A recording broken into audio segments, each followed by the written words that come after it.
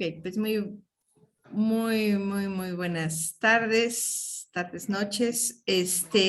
Y pues me gustaría iniciar con la invocación. Oh vida oculta que vibras en cada átomo. Oh luz oculta que brillas en cada criatura. Oh amor oculto que todo lo abarcas en la unidad. Que cada ser que se sienta uno contigo, sepa que, por lo tanto, es también uno con todos los demás. Así sea. Pues hoy el tema, pues ahora sí que continúas con con el tema de Juan Bautista, y ahora el tema es Juan Bautista, los dos bautismos. Y te agradezco mucho, Tere, que estés aquí con nosotros y como siempre exponiéndonos esto. Adelante, Tere. Muchas gracias a ti por la oportunidad. La verdad es que el tema es muy amplio porque tiene que ver, ya sabemos, con algunas partes que no se alcanzan a estudiar en el conocimiento teosófico porque son difíciles, ¿no? O sea, su naturaleza es complicada o compleja de por sí. Cuando estudiamos teosofía, nosotros sabemos que la teosofía es ciencia, religión, y podemos decir que también es filosofía, ¿no? Ahí todavía algunos tienen como este asunto de que filosofía, hasta dónde es filosofía o sabiduría. Las reglas, digamos, de la lingüística nos dicen que hay palabras que tienen muchos significados, ¿no? Bajo esta polisemántica, entonces vemos que prácticamente sabiduría y filosofía son sinónimos. Se entiende filosofía no solamente como el amor a la sabiduría, sino se traduce también a esta palabra de amor como ser afanoso de, ¿sí? Entonces, ser afanoso es poner nuestro afán, poner nuestro trabajo, poner nuestros esfuerzos en el conocimiento y en la sabiduría. Voy a empezar a compartir pantalla. Y bueno, este tema se tenía como que todavía como esta duda, ¿no? De hasta dónde abarca en realidad el tema de Juan Bautista, porque es un tema tan complejo, porque a lo mejor podríamos haber hablado solamente del bautismo y hasta allí, ¿no? Las semanas anteriores, cuando se presentó la primera parte, se mencionó también acerca de Juan Evangelista. Incluso se dice que no era el real nombre o el verdadero nombre de este personaje que escribe este evangelio, pero que además ese evangelio no corresponde del todo a ese tiempo, sino que lo que hace este primer Juan es traer del pasado o de la tradición fragmentos que después se van a ver como colocados en esta Biblia o en este librote, ¿no? Entonces, es un tema amplio. Decía yo hace un momento que a veces solamente como que estudiamos quizás un poquito superficialmente la filosofía y la religión, pero cuando hablamos de ciencia, como que no es tan fácil entender dónde encaja la parte científica de la teosofía, ¿no? O a qué se refiere teosóficamente hablando este asunto de la ciencia. Para eso es necesario leer Isis de Velada. Isis de Velada, claro que tiene como su parte, en este libro tiene claro que su parte de una introducción, un prólogo, no todo esto que merodea o que nos explica de qué va Isis de Velada. Dentro de estos primeros capítulos, el más importante, porque es el que abre prácticamente el libro, es Ante el velo, que es como una especie de complemento del nombre de Isis de Velada, porque entonces, ¿qué significa esto? O sea, ¿en realidad se le levantó el velo a Isis o significa que estamos ante un velo, ¿no? O sea, este artículo es base, los que no lo hayan leído, pues tenemos el quehacer prácticamente obligado, entre comillas, de hacerlo, porque de ahí va a partir todo nuestro conocimiento esotérico. Y ya sabemos que Blavatsky, pues era una mujer con un temperamento y un carácter muy fuerte, y en una de las diapositivas, en un comentario que aparece, en la doctrina secreta, pero ya sabemos que es la edición de los 6 tomos, o sea, también es importante que aprendamos a depurar nuestra lectura o que tengamos muy comprendido que solamente originalmente eran 2 tomos y que después hicieron 6, porque los otros 4 fueron añadiéndose con parte de estos escritos coleccionados. No es que carezcan de certeza, lo que pasa es que a veces para estudiar otros textos nos cuesta trabajo por la diferencia de paginación, ¿no? Entonces, en este libro de Isis Develada es donde vamos a encontrar la base para ser ocultistas, ¿no? Y esta base nos menciona en Ante el velo una problemática. Una característica de Blavatsky es que siempre escribía a partir de un problema, o sea, la necesidad de que haya tradición y transmitirla obedece en realidad a un problema. Entonces, como toda tesis que proviene de un planteamiento del problema, Isis Develada y todos los escritos de Blavatsky no son la excepción, ¿no? Entonces, ¿cuál es la problemática? Dejar por escrito parte de la tradición, porque desde el momento de la entrada de Kali Yuga, la humanidad cae en una especie de oscuridad, una especie de amnesia generalizada, por la que es necesario dejar por escrito esta tradición. ¿Para quiénes? Para quienes en medio de su dormidez, de su ensoñamiento, tengan esa capacidad, a lo mejor medio despierta, poco despierta, de acercarse a la tradición. Entonces, fue necesario para todos estos hombres que nos han antecedido dejar por escrita esta tradición porque es parte de la transmisión. Entonces, en Ante el velo, ella plantea el problema, no de para qué dejar por escrita la tradición, sino ya partiendo de un problema real que es la ciencia versus la religión, ¿no? Entonces, en este artículo, básicamente ese es el planteamiento del problema. O sea, Blavatsky toma conciencia de que en ese momento histórico hay una pelea, hay una pugna, más bien de la ciencia contra la religión. No así de la religión con la ciencia, porque la ciencia como nosotros la conocemos es apenas un fragmento, o sea, un pedacito de la larga historia de la humanidad. ¿Sí? Por eso hay que romper todos los paradigmas que hacen más grueso ese velo de Isis. Entonces, en este primer capítulo es donde ella menciona varios diálogos de Platón, por ejemplo, el que es básico que debate este asunto de la ciencia, de lo que es ciencia y lo que no la es el de Tétetes. Son diálogos un poco grandes, ¿no? Pero que sí vale la pena estudiarlos, porque aquí mismo ella hace este comentario un poco fuerte cuando habla acerca de los ocultistas, ¿no? De que toda esta tradición que deja ver los bautizos, el tipo del bautismo por el agua, pero además todavía más profundamente el bautismo por el fuego, toda esta tradición está como cubierta por un velo que no es fácil de quitar ante los ojos del que no estudia ocultismo, ¿no? Entonces ella dice, por eso para los estudiantes verdaderos de ocultismo es que es tan fácil comprenderlo.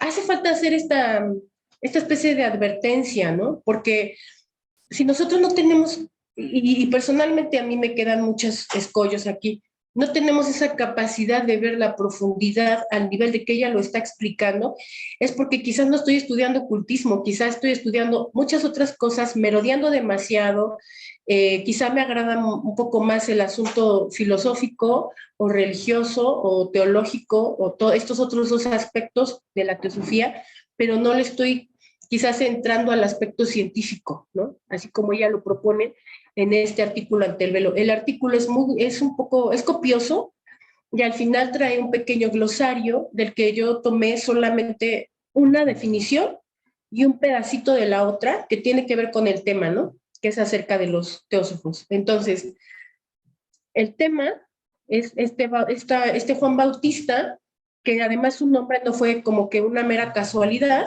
porque ya saben que a nosotros nos gusta estudiar este asunto de la etimología. Algunos creen que es un asunto caduco, pero para nada, porque nos da todo el norte de lo que estamos estudiando. Entonces, ¿qué significa la palabra Juan, no? ¿Por qué al evangelista le fue aparentemente cambiado su nombre de pila, digamos, ¿no? Entonces, hay unas palabras, es lo único que voy a traer de la diapositiva de la presentación anterior, de estas diapositivas de las semanas anteriores, esta frase que se le atribuye a Juan, que en griego más o menos dice, porque pues sí, no tengo una lectura del griego muy buena, pero dice, G, geme, didaje, estin, geme, alaton, mem santosme, ¿no?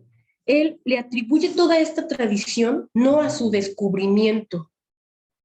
Esta aparente actitud que no solamente Juan Evangelista tenía, sino todos aquellos emisarios, ¿no? Esta actitud que a mí muchas veces que yo hacía lecturas más joven, yo decía, ¿por qué todos tienen este asunto de que no son ellos, de que son alguien más, ¿no? O de que tienen comunicación con yo no sé quién, porque además en todos los pasajes de la Biblia, incluso le pasa al Nazareno, ¿no? Él habla de su padre, habla de que no son cosas de él, habla de que alguien se las dice, ¿no? Juan no es la excepción, todos, incluso Juan Bautista hace lo mismo, ¿no? Hermes también lo hace, Hermes es la persona, porque sabemos que además se habla de una casta sacerdotal cuando se habla de Hermes, ¿no? Entonces, esa traducción nos lleva otra vez, nos remite a que ellos no son ellos, ¿no? Por eso dice, mi doctrina no es mía, sino de aquel que me ha enviado. Y uno ahí empieza a preguntarse, ¿quién es aquel, no? Y a lo mejor genera una idea antropomorfa, pues se refiere a Dios, pero es como un Dios antropomorfo como aparece en las estampitas, ¿no? Todos estos legados que nos llegaron a nosotros a través de los griegos y de esta estética de los griegos, de la antropomorfización de las fuerzas, ¿no? Pero Blavatsky en el Proemio, que ya saben que es esta especie de prólogo de la doctrina secreta, nos hace demasiado hincapié en que hay que quitar esa antropomorfización de la mente. Entonces, aquí hay una pequeña etimología de lo que significa Juan. Esa charla previa decíamos, sea Juan Evangelista, sea Juan Bautista, etcétera, ¿qué significa Juan, no? Entonces, del castellano antiguo, Ioan, del latín Johannes, un latín más viejo que Ioannes, del griego antiguo Ioannes y del hebreo Johanan. Esto significa el fiel de Dios, ¿no? Entonces ya decimos, el fiel de Dios, el amoroso a Dios, el afanoso a Dios, o sea, aquel que afanosamente se pone al servicio o que se hace un devoto. Ya sabemos que la palabra Dios en su origen mucho más viejo que feos, ¿sí? Viene de la palabra Deva, ¿no? Entonces de ahí viene, de Deva no significa Dios como ahora nosotros lo entendemos, una fuerza, una cosa antropomorfa, sino divinidad más bien significaría, ¿sí? Entonces, ser devoto de Dios, ser afanoso de Dios, es precisamente estar en fidelidad, en obediencia con esas leyes de la naturaleza, ¿no? Yo creo que si nos dieran así una especie de catecismo de pequeños, la vida la veríamos muy diferente, ¿no? Entonces, sí es necesario hacer aquí nada más este recuerdo de esta mención que hace Blavatsky en la clave de la teosofía con respecto de la parábola de la vid, ¿no?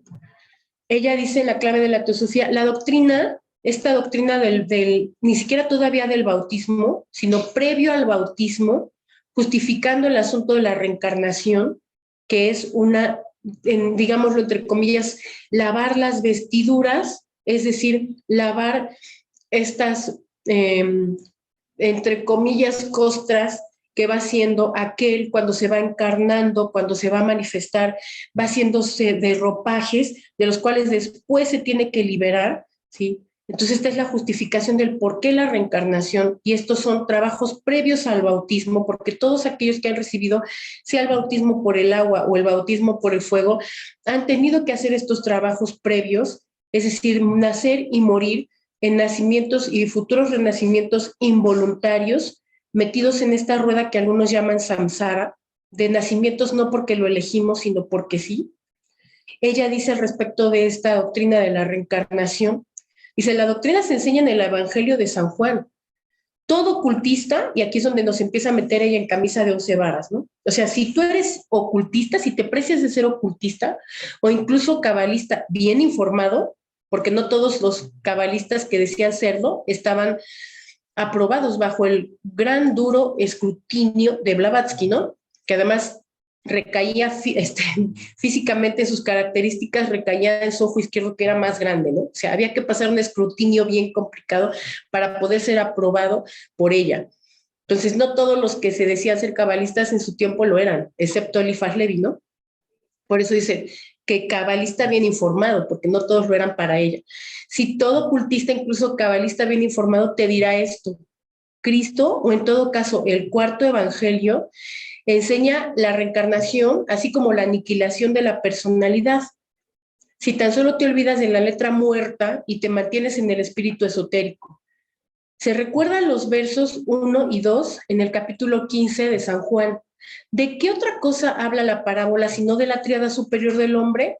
Atman es el labrador, el ego espiritual o Buddhi, Cristos, la vid, mientras que el alma animal y vital es la personalidad, y además esa es la rama, ¿no? Está representada por la rama de la vid. Por eso fue necesario dejar aquí este diagrama que tiene que ver con la clasificación septenaria del hombre. Por eso vemos que este principio Kama está separado en dos, y no solo Kama, también Manas, porque acuérdense que Kama Manas es una concatenación de esos dos principios. Kama, que se traduce como deseo, pasión, pero también se traduce como este amor o este erotismo animal, ¿no? O sea, no se habla de un amor o de esta fidelidad a Dios, que se habla en el caso de los Juanes, ¿no? Sino que es un amor terrenal, pasional, más pegado a lo básico, ¿no? La palabra animal no debe remitirnos a algo grosero de todo, sino como algo meramente instintivo. Entonces, fue necesario dejar el diagrama para que aquí podemos ya nosotros ubicar, entonces, ¿qué es la personalidad? ¿Qué es el alma animal y vital? ¿O qué son las ramas de esta parábola de la vid? Es justamente la personalidad que corresponde en el diagrama con los principios manas, kamamanas, ¿no? Kamaprana, linga sharira y el cuerpo físico. Y cada una, ya sabemos, corresponde con su plano. Esto es el ABC teosófico. Nosotros lo debemos tratar de estudiar lo más que podamos, porque de este ABC va a surgir todos nuestros conceptos que vayamos introyectando con respecto de la reencarnación, del karma, de los estados de la conciencia, como el sueño, como obviamente cada estado de conciencia tiene sus propios nombres en sánscrito, ¿no? Yagrat, Sushuptis, Vapna, Turiya, etcétera. Pero para efectos de comprender la reencarnación, digamos que es necesario clasificarlo así en tres partes, que era la clasificación exotérica, además de los griegos, ¿no? La personalidad, estas ramas eran estos elementos inferiores, el ego espiritual, o sea, es espiritual, pero todavía hay un ego, es decir, hay una yoidad, esta palabra ego que significa yo. Esto representa al Cristos, y además en la parábola, en la metáfora, es la vid. Y afuera de estas dos llaves, así como circunda este globo, está Atman, el símbolo del principio infinito, impersonal, ¿sí? O sea, aquí ya no hay yoidad, ya no hay ego, ya no hay yo, ya no hay individualidad, ya no hay separatividad. Sí, es este principio infinito impersonal, está representando al labrador en nuestra parábola, y tal como lo decía Hermes, ¿no? Dios, entre comillas, plantó el viñedo, es lo que significa, ¿no? O sea, ¿quién es aquel que planta? Es precisamente este Atman. Entonces sí queda como un recordatorio necesario hacer una parada aquí, para que entonces entendamos cuando la parábola menciona este pasaje, podemos comprender un poco mejor. Cuando dice, yo soy la vid verdadera y mi padre es el labrador. Toda rama que en mí no lleve fruto, él la sacará. Así como la rama no puede dar fruto por sí misma, excepto si permanece en la vid, así tampoco vosotros, si no permanecen en mí. Yo soy la vid, vosotros las ramas. Y dice Blavatsky todavía en la clave de la teosofía, si un hombre no permanece, ¿sí? O sea, así tal como lo describe en la metáfora o la parábola, si un hombre no permanece, es desechado como una rama y se seca. Es arrojado al fuego y quemada. Esta última parte coincide o concuerda o tiene sentido o hace eco en algunas expresiones de Blavatsky cuando dice que del 100% de la humanidad, por lo menos 2/3 partes son esas ramas secas, ¿no? Son sentencias que ella suelta ya en artículos que escribe muy después de la doctrina secreta o de Isis de Velada. Son textos que fueron escritos, incluso algunos, para los estudiantes de esta escuela interna que ella crea cuando llega a Inglaterra, ¿no? ¿Por qué hace ese tipo de advertencias? ¿Sí? ¿Por qué muchos decimos todavía como si fuera un discurso propio? Es que muchos son los llamados, pocos los elegidos, como si nosotros mismos estuviéramos incluidos entre los elegidos, ¿no? Porque todo esto tiene una seriedad. En realidad esto no son palabras soltadas al aire, ¿no? Y cuando lo escuchamos en palabras de Blavatsky diciendo que no toda la humanidad tiene su atención puesta en esto, ¿no? En el ocultismo, ¿no? En el conocimiento de los antiguos, ¿no?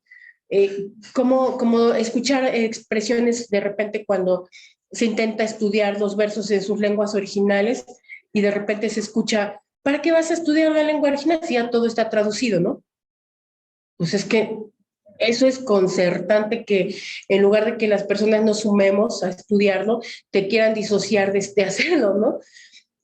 Es extraño. Ella misma hace la sugerencia de que debemos acercarnos a las fuentes y las fuentes de esta tradición, o sea, para Platón, que Platón estaba muy reconocido por Blavatsky, en este mismo artículo de Ante el velo ya dice, nadie podía haber hecho el trabajo de Platón, ¿no? Prácticamente su genialidad de poder traer a Occidente estas premisas de llama obtrusas, ¿no? O sea, difíciles, complicadísimas, dificilísimas, el gran trabajo que hizo Platón de traerlas a Occidente, ¿no? Que fue exactamente el trabajo que ella hizo, todavía estando en Occidente, pero traerlas a nuestro tiempo, ¿sí? Entonces, esto no son palabras como que al azar, ¿sí? Es bien importante que para hablar de estos bautismos, también se tiene que hablar de los misterios, se tiene que hablar de estos misterios de los griegos, de los misterios y de las grandes iniciaciones o de las iniciaciones ocultas, y de repente a lo mejor decimos, no, es que sí, yo sé que se hacían las iniciaciones ocultas, pues entonces ya no son ocultas, ¿no? O sea, si todos lo sabemos, ya no son ocultas, entonces no tiene nada de oculto, entonces no tiene sentido hablar de las iniciaciones. Pero ella lo explica de una manera muy fuerte, ¿no? Al grado que uno empieza a entender que no lo podemos saber todo, ¿no? Es un conocimiento en realidad encriptado, ¿no? Entonces, cuando empezamos ya ahora, hablamos de estas condiciones prebautismales, que son la purificación de las vestiduras, que eso no lo realiza una personalidad a voluntad, es decir, que aquel que es Atman, que es el que lanza todas las personalidades, unas y otras al principio involuntariamente, que no pueden salir de esta rueda del samsara, en un nacimiento, esa presente personalidad toma un voto, hace un voto, ¿sí? Por devoción, es decir, por fidelidad a la divinidad, no queremos antropomorfizar, entonces por fidelidad a esa causa de la divinidad es que hace ese voto y sus nacimientos empiezan a ser un poquito menos involuntarios, ¿no? Ya empieza a tomar conciencia, ¿no? Y entonces en esa casta de pocos hombres que están dedicados a esto, que ya le tomaron el verdadero sentido a los nacimientos, es que se puede lograr este asunto de los bautismos. Hay una explicación de Blavatsky con respecto de la palabra bautismo que aparece en el glosario teosófico y tan solo el nombre, porque ella dice del caldeo, o sea, bautismo es una palabra muy vieja que pasa al griego como baptizo, pero que en el caldeo se dice bodhasp, pero es un caldeo falso, advierte ella, ¿no? Dice, porque en realidad va mucho más atrás. ¿Sí? Es decir, habla como que entre el sánscrito, ya saben que los Vedas no tenían escritura, se pasa a una especie de escritura que fue una especie de Avesta, y después de la Avesta llega este filósofo, entre comillas, lingüista y sabio y etcétera, Panini, que le pone una escritura que ahora conocemos como sánscrito, digo, ahora conocemos porque es viejísimísima, ¿no? Entonces, ese rastreo, y por eso ya dice, es un falso caldeo. Pero tan solo escuchar la palabra bodhasp, uno escucha mucho, ¿no? Porque ahí escuchamos bodhi, boda, son distintas condiciones de este principio búdico, pero además escuchamos boda, como las bodas, ¿no? Como las bodas, estos ritos en donde se presentan dos personas dispuestas a dar todo por el todo, una por la otra, ¿no? ¿En qué mundo eso puede ser real? Cuando a Blavatsky se le pregunta por el matrimonio, dice, pues si tú crees que puedes sacarte el boleto premiado de la lotería, adelante, ¿no? Porque la fidelidad que no se lleva personalmente es muy difícil podérsela prometer a alguien más. Entonces se refiere a esas bodas en lo particular. ¿Sí? Entonces, sobre esto hicieron muchos ritos después que pasan a los mitos griegos en el Eleusis, ¿sí? A estos misterios menores y mayores, estos hombres que se iniciaban allí en ese río, ¿sí?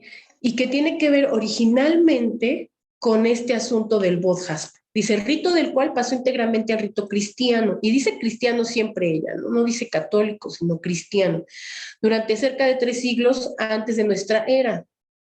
Recorrieron los monjes budistas todo el país de Siria y se encaminaron al valle de Mesopotamia y hasta visitaron Irlanda, dice ella. O sea, disgregaron, diseminaron esta tradición en sus costumbres. En la enseñanza esotérica, este Bodhasp era un budista, pero budista no contemporáneo, entre comillas, después del 8º siglo después de Cristo, ¿no? O que profesa el budismo, no se refiere a eso, sino a aquellos que siguen la tradición de Bodhi. Por eso dice un bodhisattva del Oriente, que era quien había fundado ese culto. Y ya sabemos que al hablar de bodhisattvas, para no hacernos mala cabeza, sí tenemos que echar una pasada, una mirada a este capítulo de jerarquías de seres, ¿sí? Porque aquí no se vale ya la antropomorfización.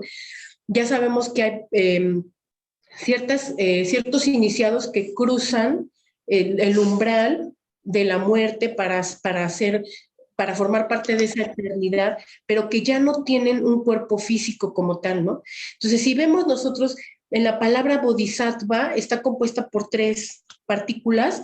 Una es bodhi, la otra es sat o tat, que está en tat purusha. Esas fusiones que también existen en el náhuatl se llaman tat purusha, que significa eso fusionado.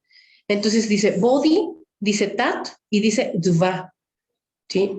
Y significa tú eres eso, ¿no? O sea, tattva significa tú eres eso, pero además bodhi, tú eres eso, tú eres de bodhi para arriba, ¿no? O sea, esos hombres que llegan a esa condición bodhisattva o esas que se forman ya en esas jerarquías bodhisattva son aquellos que se funden ya en ese plano de alaya. ¿Sí? Entonces, por eso decimos que la etimología es tan buena porque por sí misma nos empieza a dar luz sobre de los temas. Después de estas tradiciones que no tenían nada que ver con los ritos o con los rituales, pasa allá al griego baptizo, que es este rito de la purificación, nos dice también Blavatsky, celebrado durante la ceremonia de la iniciación en los estanques sagrados de la India al principio, pero que también este rito de manera idéntica pasa posteriormente, ¿sí? Se establece también por Juan Bautista y que es practicado por los discípulos y secuaces, dice, así se le traduce, que no eran cristianos. Este rito era ya una cosa vieja cuando fue adoptado por los cristianos de los primeros siglos. El bautismo pertenecía a la primitiva teurgia caldeo-acadiana y era religiosamente practicado en las ceremonias nocturnas en las pirámides, en donde vemos aún hoy en día la pila bautismal en forma de sarcófago. Es sabido que se practicaba durante los misterios eleusinos en los sagrados estanques del templo, ¿no? Y aquí hay algunas claves también, no nos vamos a detener mucho, por ejemplo, este asunto de las pirámides que estaban construidas en lugares muy específicos, ¿sí? Que tenían correspondencias con las constelaciones, desde luego, ¿no? Entonces, ese ya sería como material para un tema más adelante. Esto lo dice en el glosario teosófico. Hay 2 páginas que hablan sobre esto, que es la 93 y la 106. Ahora, con respecto del bautismo por el agua, ¿no? Que vemos de inmediato o podemos ahí como que hacer una imagen en nuestra mente que las hemos aprendido en otras escuelas, ¿no? Por ejemplo, en el caso aquí que vemos a Juan Bautista que tiene este báculo, o sea, hay pinturas rupestres en los templos que son hechos en las cuevas, porque hay varios tipos de templos en India, bueno, sobre todo en la India que era antes, porque sabemos que cuando se marcan los territorios de este país, dejan fuera partes que correspondían con la India original, o como su nombre antiguo es con Bujarat, ¿no? Que es esta India, ¿no? Y entonces, estas pinturas rupestres que aparecen ahí, estos dos tipos de templos son los que son de cavernas y los que no. Hay imágenes que se muestran en algunos escritos de Blavatsky, por ejemplo, con respecto a las cavernas de Elefanta, en donde aparecen también pinturas rupestres de personajes que tienen báculos, así como es presentado en su iconografía a Juan el Bautista, ¿no? Y que nos dicen mucho. De estas imágenes después pasan a los egipcios con la cruz alzada en las manos, ¿no? Entonces, si nosotros de repente googleamos cruz alzada, vamos a encontrar que Isis poseía ese mini báculo así chiquitito en una de las manos, también las ostentaban Osiris, ¿no? Y también Horus después de que crece, ¿no? Entonces vemos que forman parte de la iconografía por una razón, ¿no? Ellos ya habían recibido este tipo de bautismo, el bautismo por el agua. Entonces, en este proceso del Nazareno, Juan Bautista le dice a Jesús, yo te bautizo verdaderamente con agua, pero él te bautizará con el Espíritu Santo y con fuego.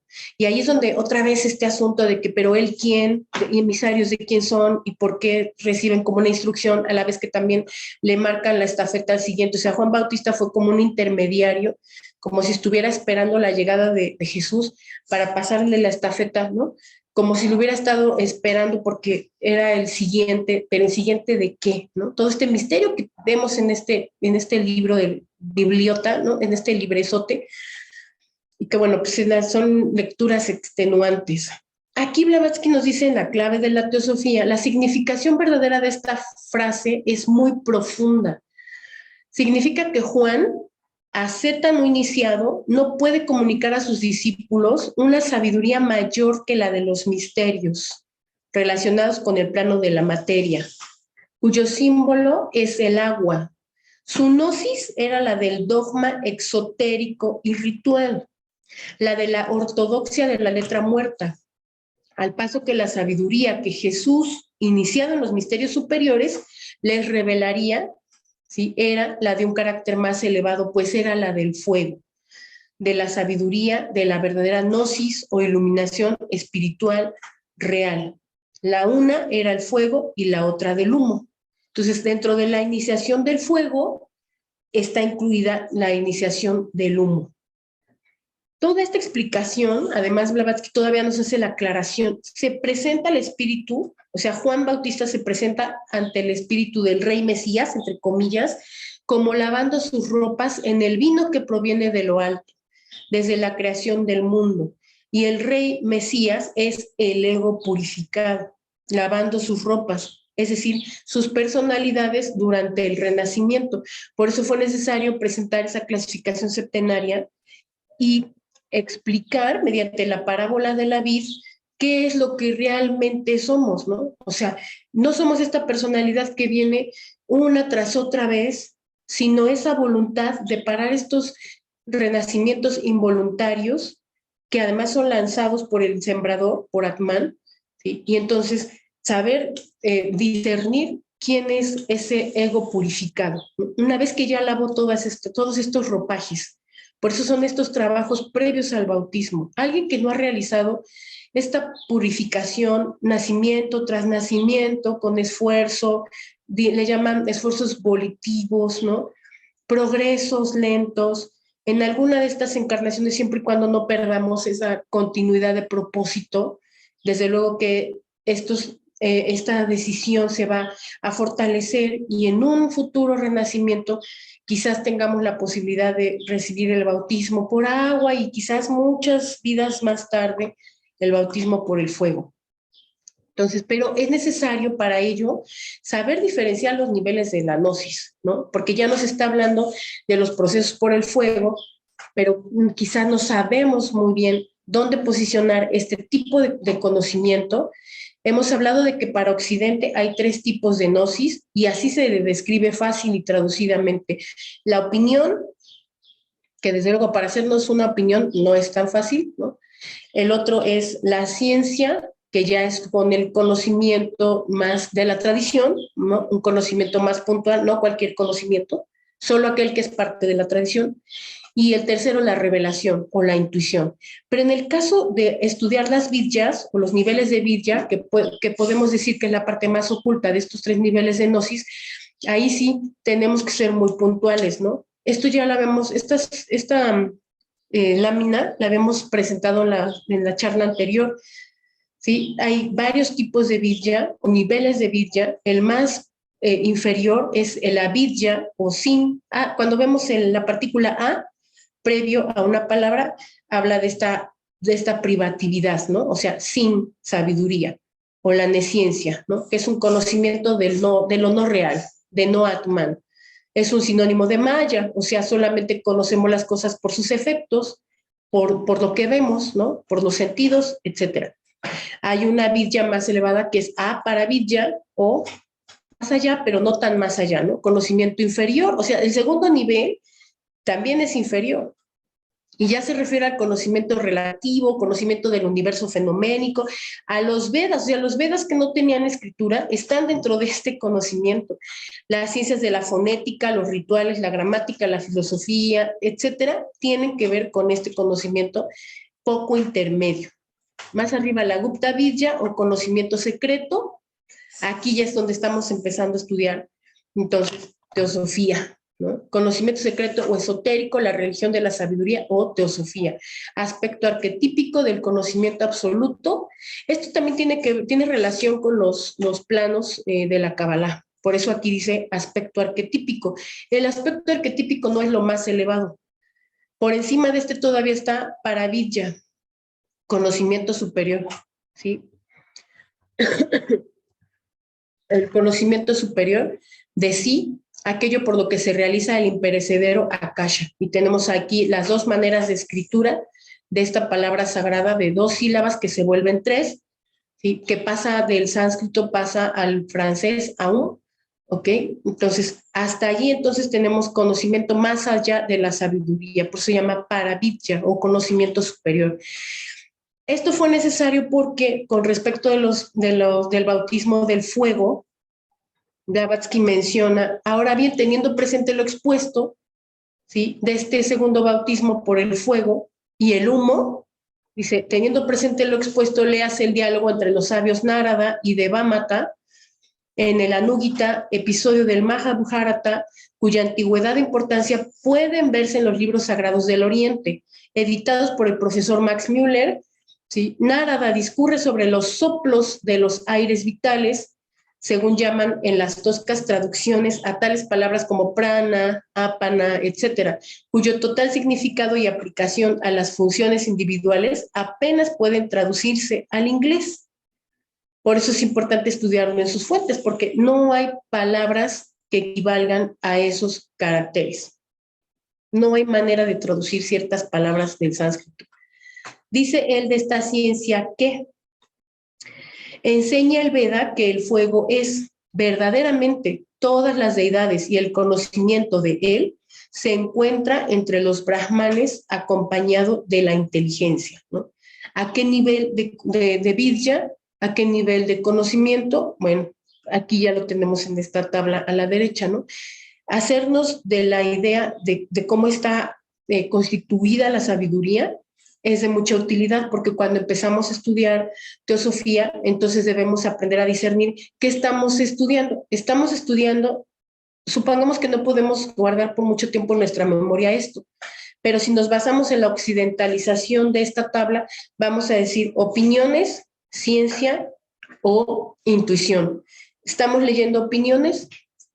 ¿Estamos leyendo ciencia o estamos leyendo intuiciones? ¿No? Entonces, la tradición no solamente son las revelaciones o las intuiciones de aquellos adeptos, porque estas intuiciones además todavía tuvieron que ser corroboradas por los rishis y videntes. ¿Sí?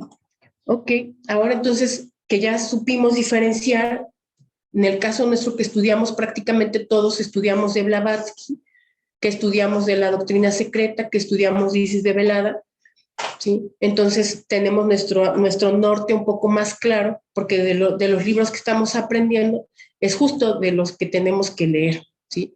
Ella, en uno de estos tomos de la doctrina secreta, que está traducida al español, porque sabemos que la del inglés solo son 2 tomos, menciona acerca de estos hijos, ¿no?, de la tierra que ya han recibido estos tipos de bautismo. Y dice: hijos de la tierra, escuchad a vuestros instructores, los hijos del fuego.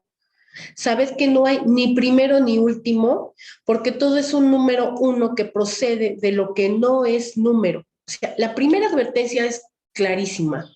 Muchas veces nos estamos preguntando que si es una mónada, que si son 2 mónadas, que si son 12 mónadas, que si cuántas mónadas son, que si es el primer logos, que si cuál es el segundo logos, que si el tercer, o sea, esa es una aclaración que es necesario que ella la hiciera, porque eso nos quita a veces como toda la atención, ¿no? O sea, la realidad es que la mente humana no puede del todo comprender esos procesos a ese nivel en que lo describe el proemio, y que el proemio todavía nos dice, en el proemio Blavatsky dice: lean El huevo mundano, este artículo que viene ya en la doctrina secreta, y que cuando tú lo empiezas a leer dices: no, pues yo no voy a lograr tener esa comprensión del sagrado espacio abstracto, en donde de repente eso que se puede alegorizar como un ganso, o como este Kalahamsa pone un huevo en el espacio. Y yo, híjole, o sea, hay que tener una mente, además de todo, tridimensional, porque de nada sirve hacerse una idea o un concepto bidimensional, como si nosotros mismos fuéramos de papel, ¿no?, que andamos ahí como sin peso flotando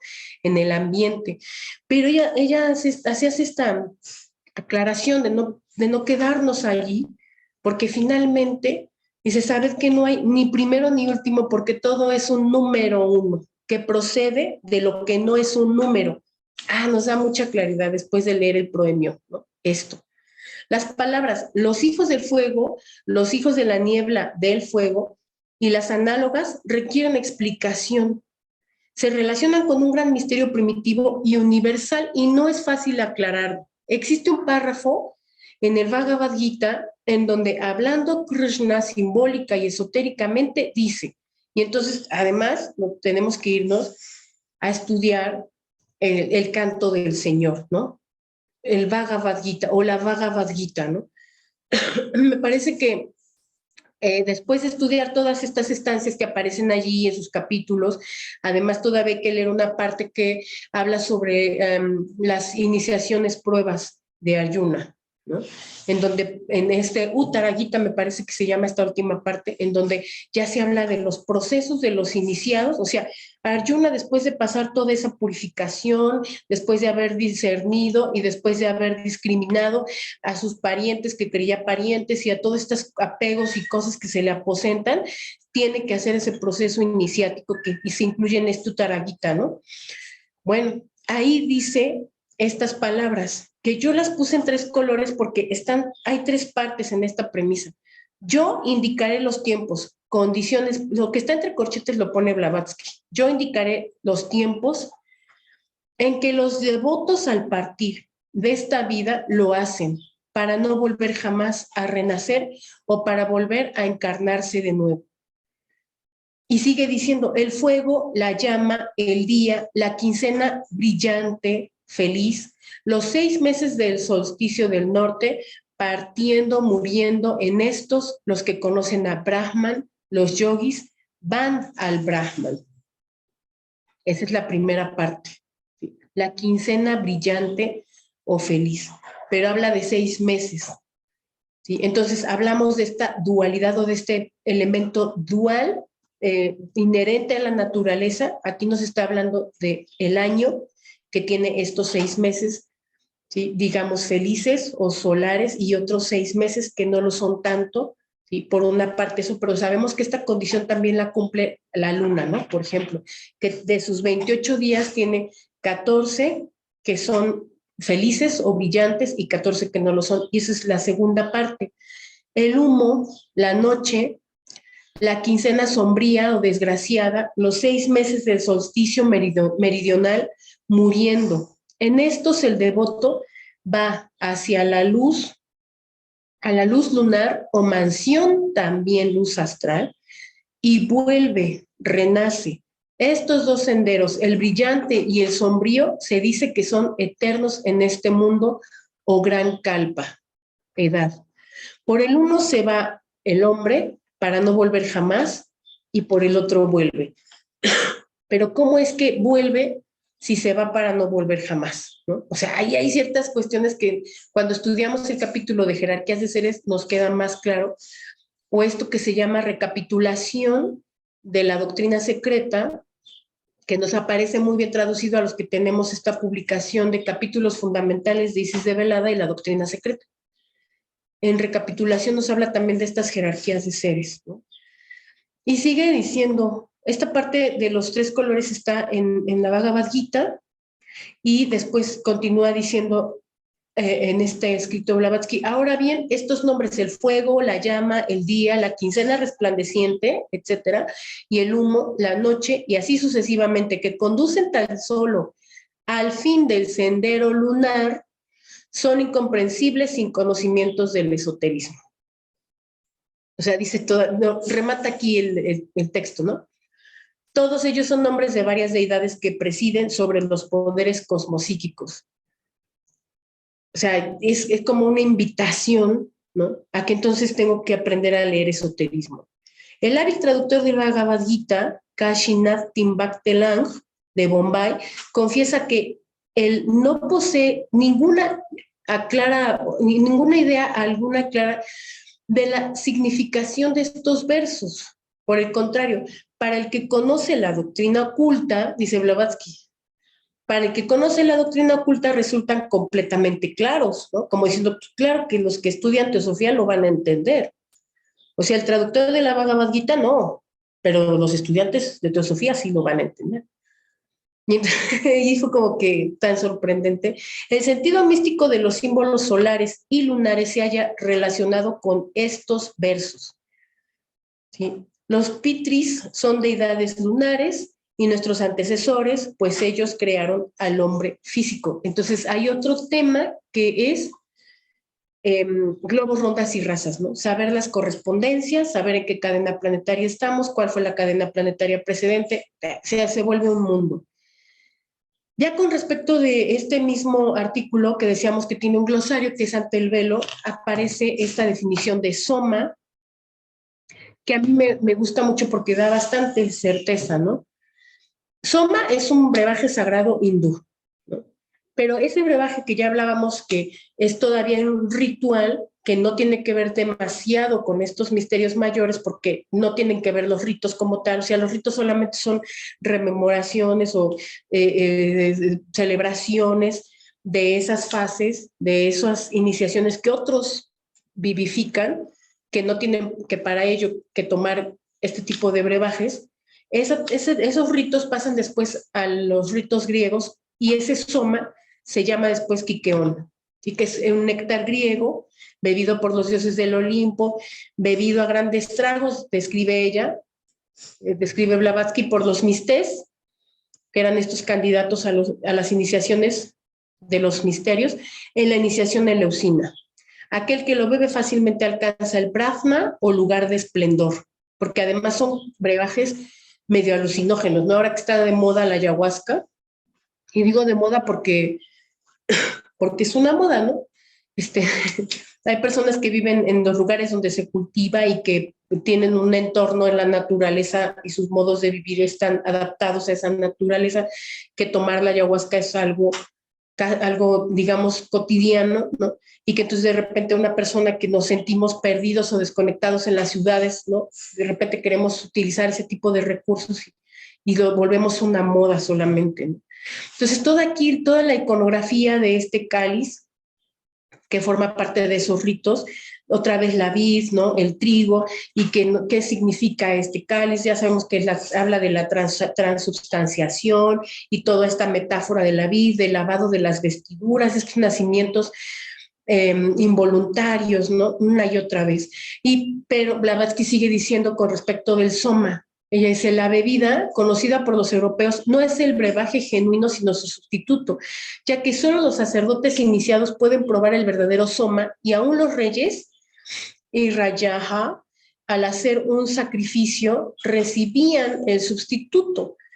Y sigue diciendo Blavatsky en esta definición, dice Hawk, que se llamaba Martin, que fue un hombre que escribió una compilación de varios tomos acerca de la Aitareya Brahmana, que si ustedes ven esos tomos, están totalmente tremendos porque ahí narra no solamente palabras ocultas, mantras, correspondencias de las palabras de Brahma y de Vishnu, ¿no? Las aperturas, los cierres, lo que representan con respecto a los misterios antiguos, no griegos, sino hindús, o de Bujarat, o del Aryabharta, de la tradición de estos antiguos grandes iniciados. Son tomos muy copiosos. Es sorprendente que en estos tiempos alguien pueda encontrar algo así, ¿no? Porque tienen bastante información, ahí queda muy, bueno, claro que leyéndolos todos se ha de quedar mejor, ¿no?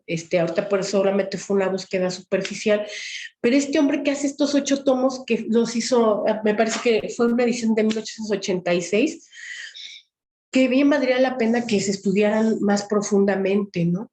Dice ella, dice este hombre, comprueba que no fue el soma lo que él probó, o sea, Hogg en una de estas investigaciones se sometió a probar este soma, ¿no? Pero además él dice que esa toma asquerosa, esa no corresponde al soma verdadero. Dice, sino el jugo de las raíces del Yagrodha, una planta o arbusto que crece en las colinas de Puna, ¿no? Y ya vemos aquí una correspondencia de Puna que tiene que ver con la luna, o sea, las colinas, estas protuberancias que surgen en ciertas partes del planeta porque ahí convergen mayores cantidades energéticas, ya sea femeninas o masculinas. Eso lo sabían muy bien los antiguos constructores de cada civilización, ¿no? Y después dice Blavatsky que nosotros fuimos positivamente informados que la mayoría de los sacerdotes del sacrificio del Deccan han perdido el secreto del verdadero soma. No puede encontrarse ni en los libros rituales ni a través de información oral. Y lo remata diciendo, los verdaderos seguidores de la religión védica, claro, los verdaderos porque los Vedas no tenían escritura, ¿no? Lo dijimos al principio. Pasan ya después a algunas traducciones pequeñas, entre comillas, en estos Upanishads, ¿no? Que ya están escritos en sánscrito, pero que sabemos que la tradición védica no tenía escritura.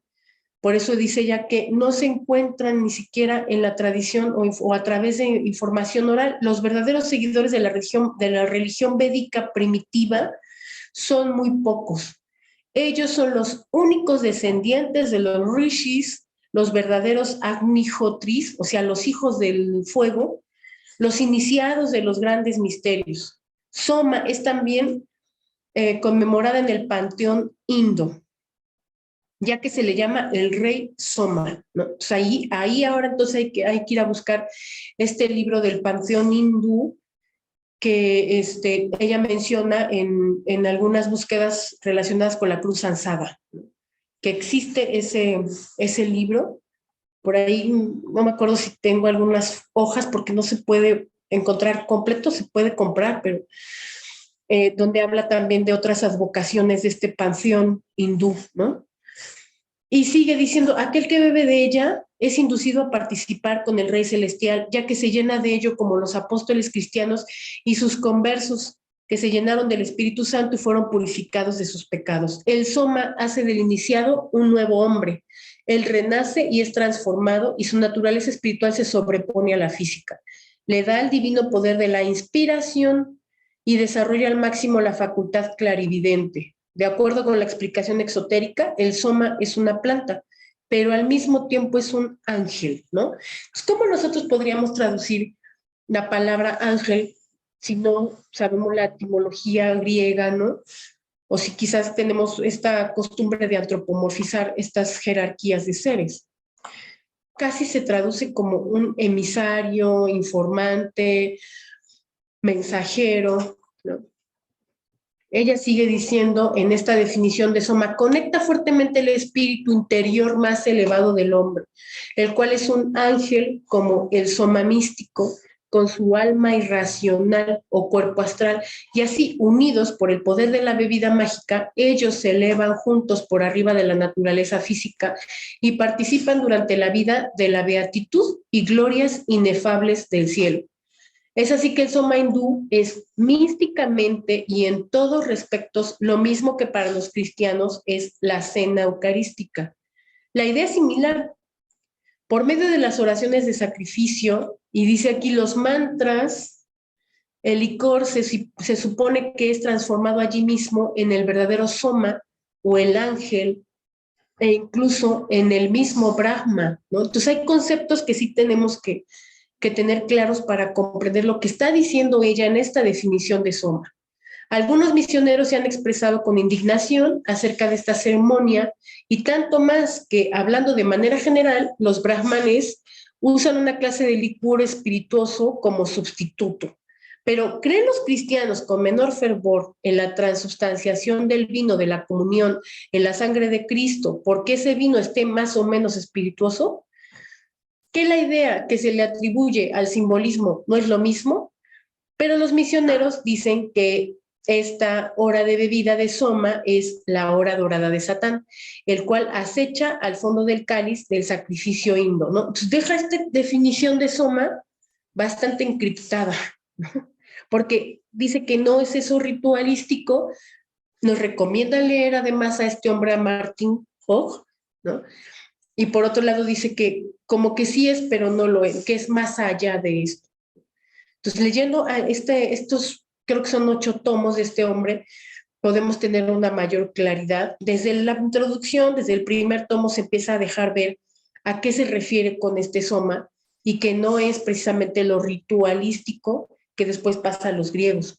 Lo que a mí me llama la atención después de esta explicación que ella deja en la definición, en este pequeño glosario de Ante el Velo, es la siguiente definición, tiene que ver con los teósofos, y nada más puse un pedacitito por la definición que ella da, ¿no? Dice, los teósofos en la edad medieval, o teósofo era el nombre por el cual eran conocidos los discípulos de Paracelso del siglo XVI, los así llamados filósofos del fuego o philosophi perignem. Al igual que los platónicos, ellos consideraban al alma, psique, y al espíritu divino, nous, como una partícula del gran arcos, un fuego tomado del eterno océano de luz.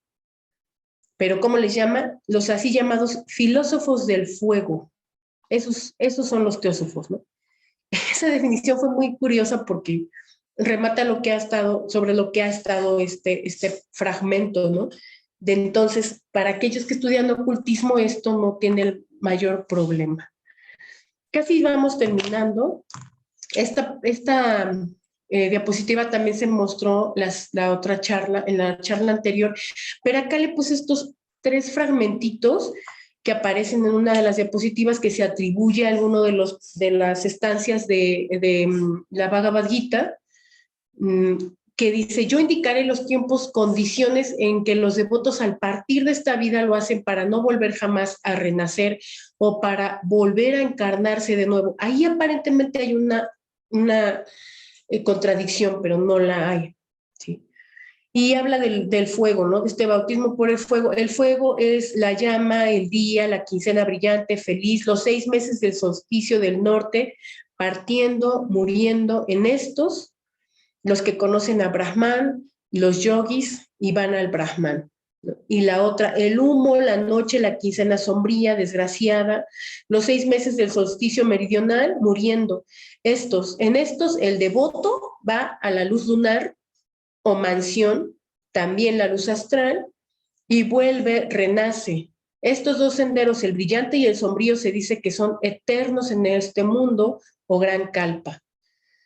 Por el uno se va el hombre para no volver jamás y por el otro vuelve. Sí, entonces aparentemente en estos hay una contradicción porque si no vuelve jamás pero regresa, entonces vuelve o no vuelve. Regresa, pero bueno, como no es esto una película de misterios, vuelve pero ya no como un hombre, ¿no? Absorbido por estas jerarquías de seres, incluso esto que recibe el nombre de bodhisattva, que ya tiene que ver con quizás una porción de aquellos que se han liberado, ¿no? Aquellos que no pueden llegar allí como restos ni rescoldos de personalidades, ¿sí? pueden renacer, pero no son ya una personalidad o un rayo de una mónada que le costó nacimientos y muertes involuntarios, se ha fundido ya en nirvana y entonces puede regresar, pero no como se fue, ¿no? Entonces, algo así está diciendo para que no nos parezca una contradicción. Esta es la última diapositiva, para ver si a lo mejor quizás alguien quiere comentar algo. Y lo primero sí lo habíamos platicado un poquito, están las claves. Blavatsky deja todo así que encriptado, pero deja mucho de dónde empezar a buscar la hebra de la madeja, ¿no? O sea, no nos deja como que ni llora de para dónde, no, o sea, deja una ruta que podemos como con perseverancia empezar a seguir. Y dentro de eso son estas dos frases que aparecen.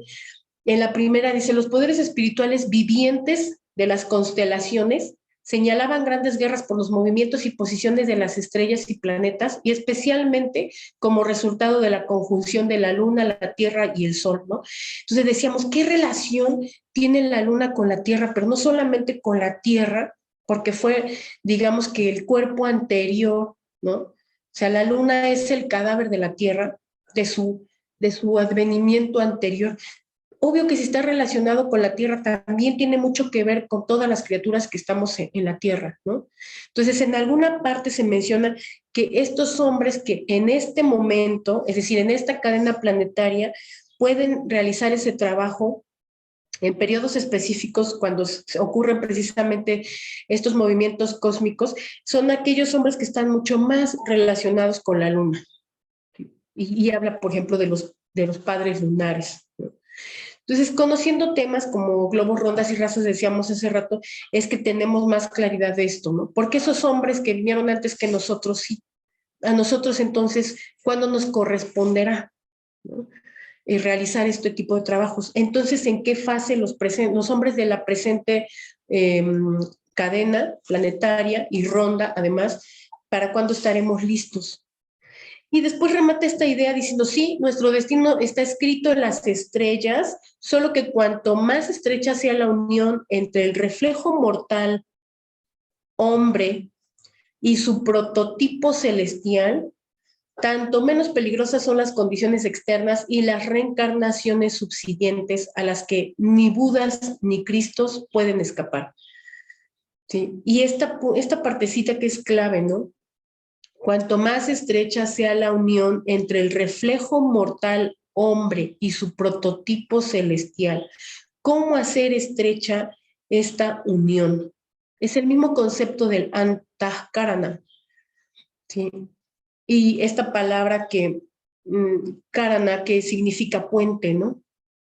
En sí, toda la palabra antahkarana que nos hace mención de una relación entre lo que algunos llaman mana superior y manas inferior. Cuando leemos la definición de antahkarana, sabemos que es manas propiamente dicho, ¿no? ¿Cómo hacer estrecha esta relación? Y aquí podemos recordar el día de Asala, que apenas pasó, en el que uno de estos muchos misteriosos iluminados, uno de los tantos, dejó este octuple sendero, ¿no? Estos puntos que todos han hecho un esfuerzo por, alguno dejó el Sermón del Monte, el otro dejó por ahí unos mandamientos, los egipcios dejaron unas premisas, y parece como que siempre tiene que haber quien venga a rescatar a la pobre humanidad ciega, ¿no? Ahora más difícil lo tienen porque hay que rescatarlos del Facebook, del WhatsApp, no, hombre, es muy difícil esto, ¿no? Entonces dejan por ahí estos 8 puntos que se recuerdan principalmente en estas fechas de Asala: recta comprensión, recto pensamiento, rectas palabras, recta acción, rectos medios de vida, recto esfuerzo, recta atención y recta concentración. Entonces, todavía algunos como que queremos más pistas, ¿no? O cómo debo empezar a comportarme o a pulir la personalidad, una cosa más clara que me quede para yo empezar a hacer un trabajo quizás más comprometido, ¿no? Entonces, hay todos los sermones de todos estos hombres que han logrado este segundo bautismo, incluso los que han dejado hombres que han vivido solamente el bautismo por el agua, que es el caso de Juan Bautista, ya son pistas que le sirven a nuestro nivel humano, ¿no? Bueno, lo voy a dejar aquí, Leo, para ver si hay alguien que tiene preguntas o comentarios, lo que sea. Gracias. Sí, no, pues muchas gracias, Tere.